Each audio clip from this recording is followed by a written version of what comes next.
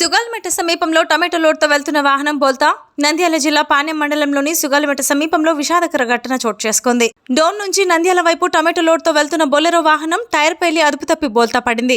ఈ ప్రమాదంలో వాహనంలో ఉన్నవారు సురక్షితంగా బయటపడడంతో అక్కడ ఉన్నవారు ఊపిరి పీల్చుకున్నారు. అయితే ఒక పక్క ఇప్పటికే టమాటో ధరలు పడిపోవడంతో రైతులు తీవ్ర ఆర్థిక ఇబ్బందులు ఎదుర్కొంటున్నా ఈ సమయంలో మరోపక్క ఇలా ప్రమాదం జరిగి మొత్తం లోడు నేలమట్టం కావడం రైతు గుండెను మరింత కలిసివేసింది.